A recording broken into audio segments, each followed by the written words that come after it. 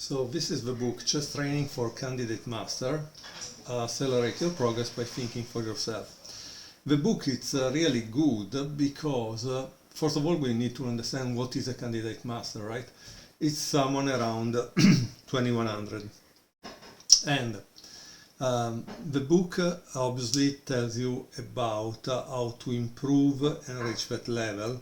But of course is a kind of design for players that are already near that level. If someone is 1500, I don't know if he will benefit. He will certainly benefit, but maybe some examples are a little over the head because you need to already know something about endgames and stuff like that to have your own opening repertoire. And here in fact it says, in this practical guide, Kalinin shows players seeking the master title how concrete knowledge leads to improved decision at the board. Okay?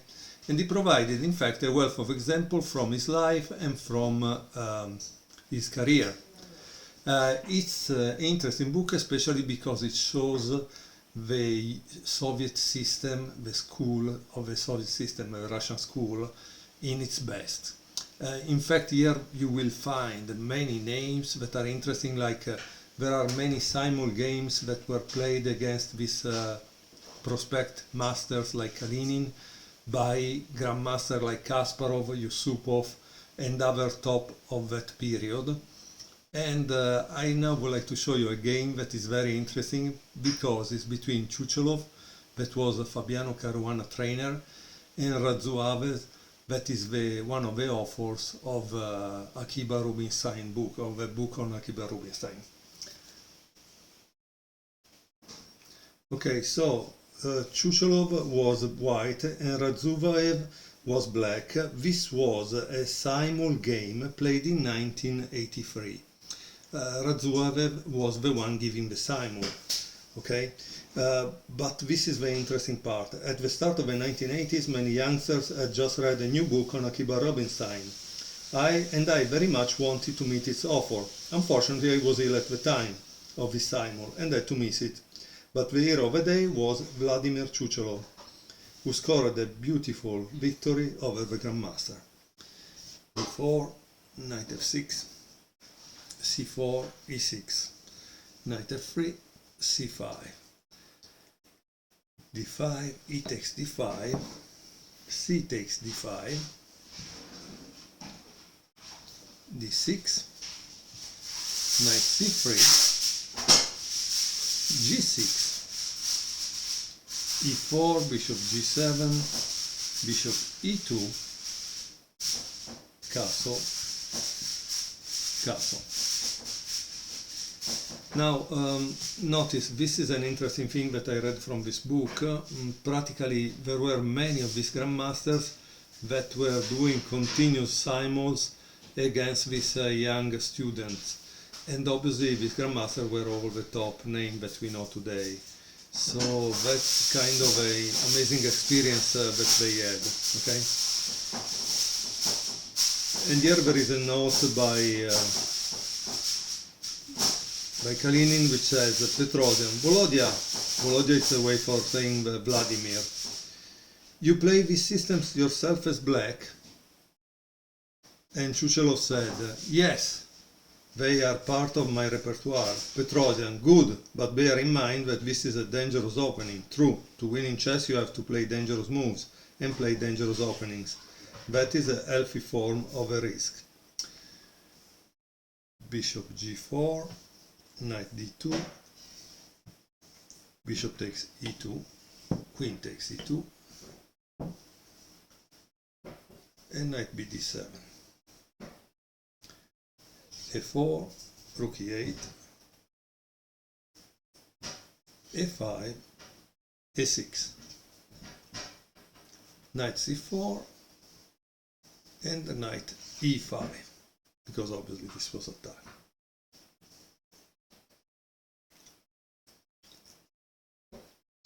A principal continuation here is the pawn sacrifice, b5. And here it gives a line, okay? With knight takes d6, rook e7, which led to sharp play.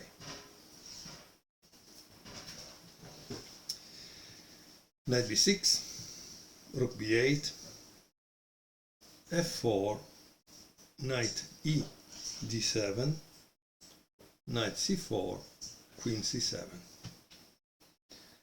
Now he gives a line with queen e7 that was played in a game between Ivkov and Haag in Sao Paulo in 1973. Queen d3, knight g4, king h1, b5, a takes b6, knight takes b6, and knight a5. It's a good move, heading to c6. So he has a big outpost in enemy territory. Here, Petrosian, Volodya, never forget that pieces should not stand attractively but usefully. c4, queen f3, f5, h3, knight f6, e5, knight f d7, and e6. Wow, I really don't know how white lost it, because after all he has a nice space advantage, pass pawn, if he can keep d5. Knight c5, okay. Knight c6, and rook a8. And in fact, yeah, you can see here that there is a diagram, and it says practically how you would continue from here, right? So white continue with g4. The e6 pawn splits the black position in two, and it's hard for the black pieces to come to the aid of their king. King h8, bishop e3, knight b3, rook a d1, and rook a c8, creating the threat of knight takes d5, because then this is falling down, okay? Knight d4, rook f8, queen f2, knight c5, g takes f5, g takes f5, rook g1, knight d3, attacking, queen f3, and knight takes b2. Now, I don't want to say anything, but in this position, black is not doing very well, because you can see that white is preparing to attack on the king side, so maybe it's working. This is really powerful, but it's still 2, 4, 5 squares from promotion, so I don't know. Rook d2, knight d3, and rook d g2. So the attack is here. Petrosian, here you miss a chance to liquidate black's central defender. So it seems that Chuchelov, that was white, should have taken on g7. And there is a nice line with queen takes g7. Now the rook goes back to g2 with a threat of knight d e2 and bishop d4. So yes, the attack is great.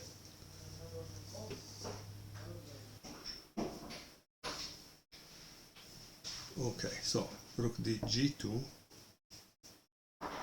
bishop f6.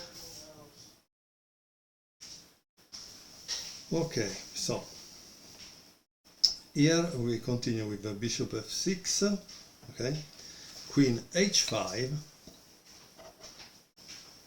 knight takes h4, f4, bishop takes f4, and bishop takes d4. And here there is another diagram, which practically we must pay attention to the diagrams, because often they forget to tell us that the author put a diagram there for a reason, because he wants you to pause, watch the position, and try to find the next move. Okay? So that's the important thing here. Okay? So what is white next move? It's bishop h6, breaking through to the black king via the g file. Bishop takes g1, queen g5, and bishop d4. Here, after e7, black resigned. Petrosian, well done, you played the whole game very convincingly, especially the final attack. And again, in this Pioneer Palace, it was very interesting because, as you can see, there were all these amazing chess players. In this book, there is also a game by Kalinin versus Kasparov in a 1985 clock simul. So these simuls were played with a clock. And the game ends up in a draw, I think. And so it's an interesting game to watch.